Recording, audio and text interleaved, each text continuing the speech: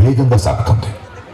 మొదటి ప్రేమ, మొదటి ముద్దు, మొదటి గెలుపు, ఇలా 30 సంవత్సరాల జీవితంలో మొత్తానికి 30 నిమిషాలు మాత్రమే జీవించామని చెప్పుకోగలం. అందులోనూ ముఖ్యమైన ఘట్టం తండ్రిగానో తల్లిగానో మారే సమయం. పుట్టిన బిడ్డను మొట్టమొదటిసారిగా చేతుల్లోకి తీసుకున్న ఆ నిమిషం, ఇదేనా నా బిడ్డ అని చూసే ఆ నిమిషం.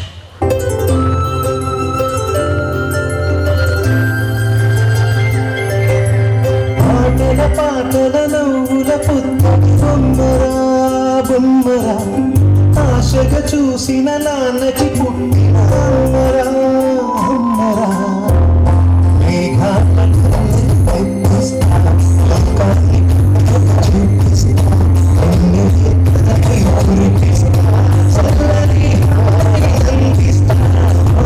పాటల నవ్వుల పుత్తడి బొమ్మరా ఆశగా చూసిన నాన్నకి పుట్టిన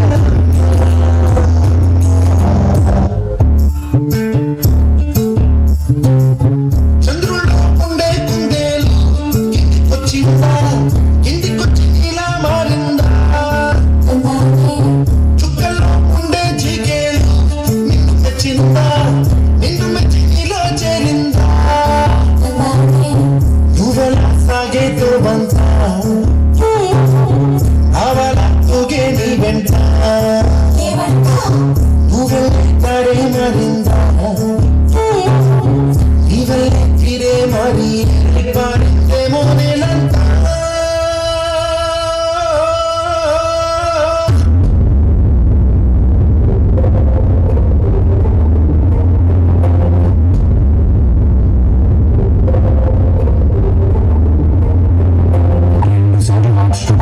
ఇంకోసారి వచ్చిందంటే బ్రతకడం కష్టం. నీకు చాలా సార్లు చెప్పాను, నువ్వు ఎక్కువ పని చేయకుండా రెస్ట్ తీసుకోవాలి. కానీ నువ్వు కూతురు అని చెప్పి నీ ఆరోగ్యం పాటు చేసుకుంటున్నావు. ఇలా అయితే బ్రతకడం కష్టం.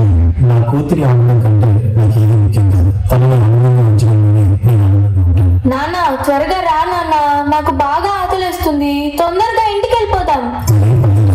నేను చూసుకుంటాను. నాన్న నాకు బాగా ఆకలిసినప్పుడు ఆ ఆకలి తెలియకుండా ఒక పాట పాడతారు కదా, పాడండి నాన్న. గుమ్మడి ఆడిందంటే అమ్మాడి గడ్డి పుట్టిరిలో మురిసే చింగాడి అంటే చిన్నాడి మక్కి చూపుల్లో చూడు తినదే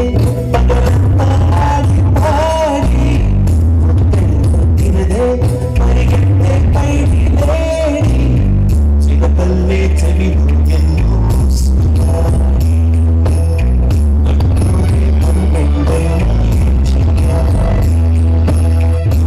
మాడి గుమ్మాడి ఆడిందంటే అమ్మాడి గడ్డి గిరిలో మరిసే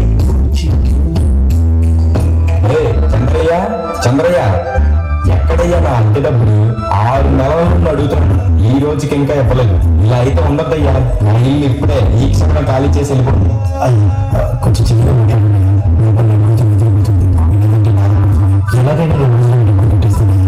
ఏంటి చిన్నగా మాట్లాడాలా? అద్దె కట్టడం చేత కాదు కానీ కూతురు ముందు పరువు కావాల్సి వచ్చిందా? రేపటి కల్లా నా అద్దె డబ్బులు నాకు ఇవ్వకపోతే ఇంట్లో ఒక్క సామాను కూడా ఉందేమో. ఏమైంది నాన్న? నేను మొత్తం విన్నాను నాన్న, నువ్వే బాధపడకు నాన్న. నేను బాగా చదువుకొని ఒక మంచి ఉద్యోగం చేస్తాను. మనమే ఒక మంచి ఇల్లు కట్టుకొని ఆనందంగా ఉందాం. అప్పుడు ఎవరికి డబ్బులు ఇవ్వాల్సిన అవసరం లేదు కదా. నువ్వే బాధపడకు నాన్న.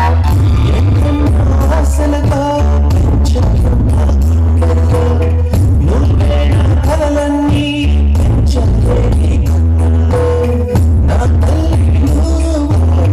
నీ తండ్రి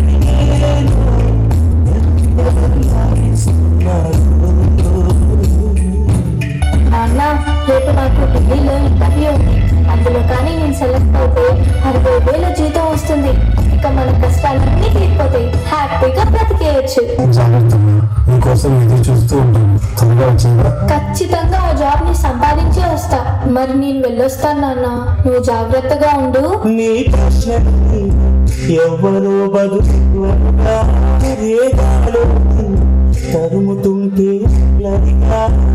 ఆగాలో తెలియదంటే చిన్నదిగా, బతుకంటే కనిసలుగా, అనుకుంటే కనిసలుగా.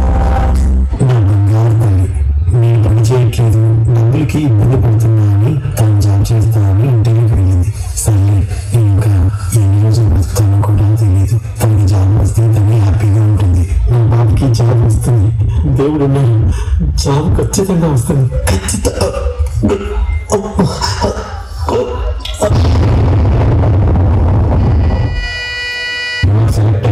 నీకు జాబ్ వచ్చింది.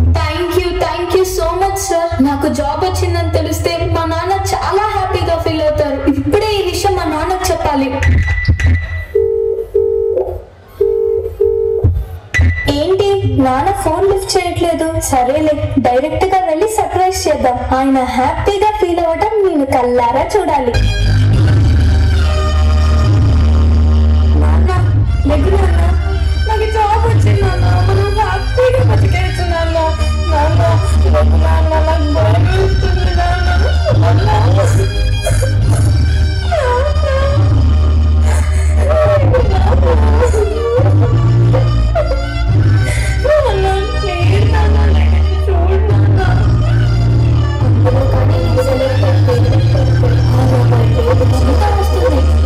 ఇక మన కష్టాలన్నీ తీరిపోతాయి. హ్యాపీగా బ్రతికేయచ్చు.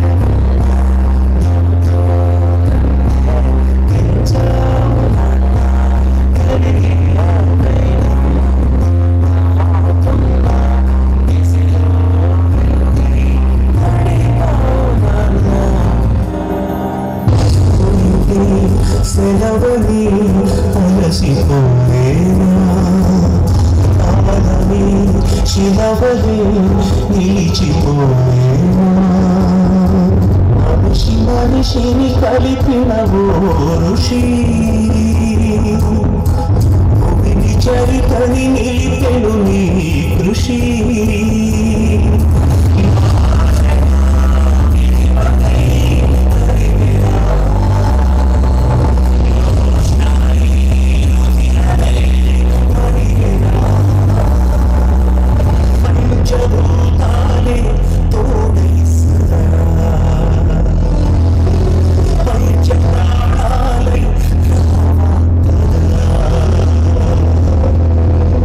నాన్న ఎందుకో వెనకబడ్డాడు.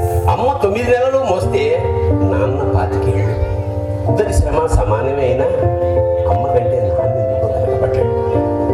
ఇద్దరి ప్రేమ సమానమే అయినా అమ్మకు వచ్చిన పేరు ముందు నాన్న ఎందుకో బాగా వెనకబడ్డాడు. అమ్మకి మాకు బీరువా నిండా రంగురంగుల చీరలు బట్టలు, నాన్న బట్టలకు దండెం కూడా నిండదు. తనను తాను పట్టించుకోవడం రాని నాన్న ఎందుకో మాకు కూడా పట్టణంత వెనకబడ్డ. కుటుంబం కోసం ఎంత చేసినా తగిన గుర్తింపు తెచ్చుకోవడంలో నాకెందుకో పాపం బాగా. పిల్లల ఫీజులు ఖర్చులు నా ఎప్పుడప్పుడు ఉత్తమైన కూర అని చెప్పి పిల్లలు మొత్తం తినేస్తే ఆ పూటకి పచ్చడి మెతుకులతోనే ఇష్టంగా తిని నాన్న